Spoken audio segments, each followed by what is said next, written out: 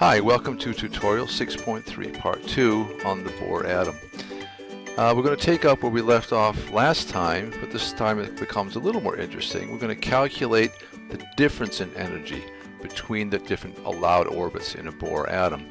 And this is more interesting because this leads us to having a way of measuring in the lab some data to see if any of these theoretical ideas actually have empirical backing.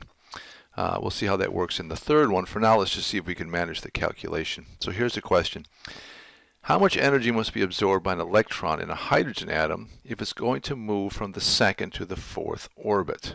And I'm kind of imagining, like we did earlier, some light coming in, being absorbed by this electron and popping it from the second to the fourth.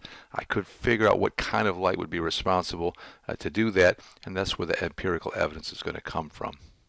In any case, first, let's get through the calculation. So from the second to the fourth, how can I figure that out? Well, it's going to be straightforward. Figure out how much energy I have in the second, figure out how much energy I have in the fourth, and simply subtract the two from each other. Let's have a look at it.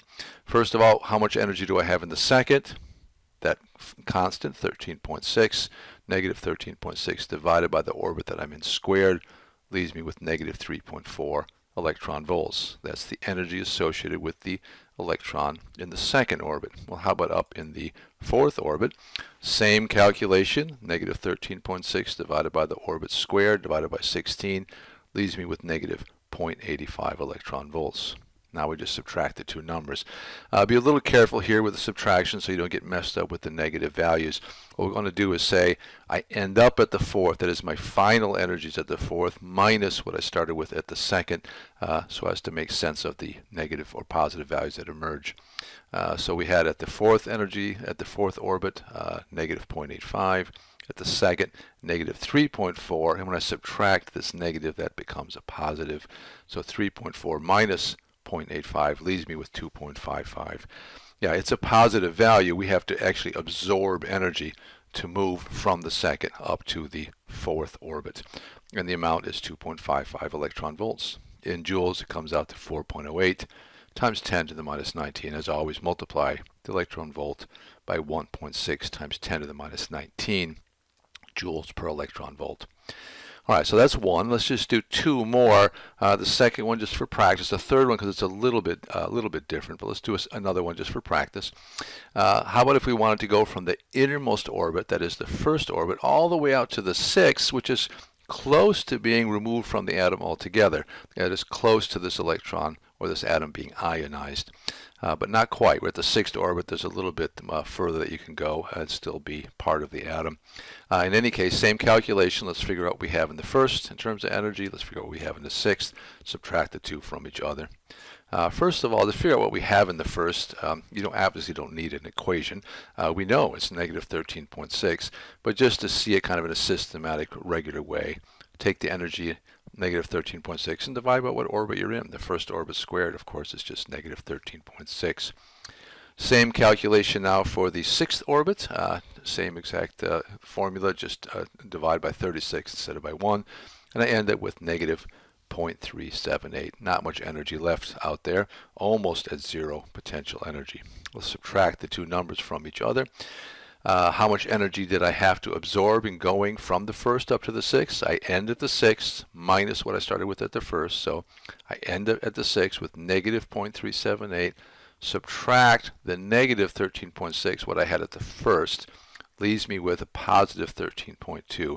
Subtracting a negative is positive.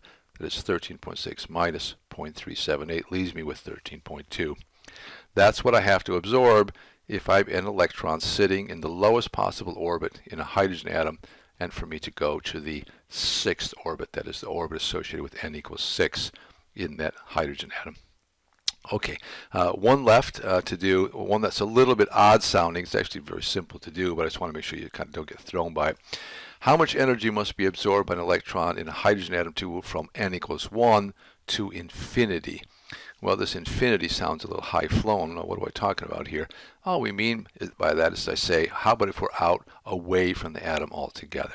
That is where we no longer feel the attraction of the nucleus. How are we going to manage that?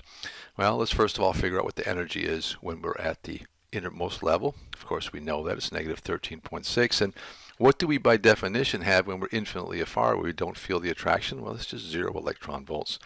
So all we're doing, and a bit too formally done here, is subtracting 0 minus negative 13.6. So you obviously don't need to do this calculation. You could say, look, by definition, you're 0 when you're as far away as possible. You don't feel the electron.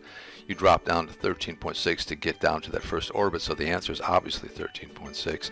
But I just wanted you to see it in a systematic way, like the other problems, so that you could see that you could work them all in exactly the same method. Okay, so this is part 2. Part 3 then, we're going to actually becomes a little more interesting, because you're going to say, okay, we can actually look for evidence in the lab for these energy transitions. And that's going to be then the most compelling part, because they're going to say, wow, it looks like this Bohr atom actually has something behind it that is empirically verifiable, that gives us confidence that he's on the right track. Okay, we'll see you in class, see how that goes. Thanks.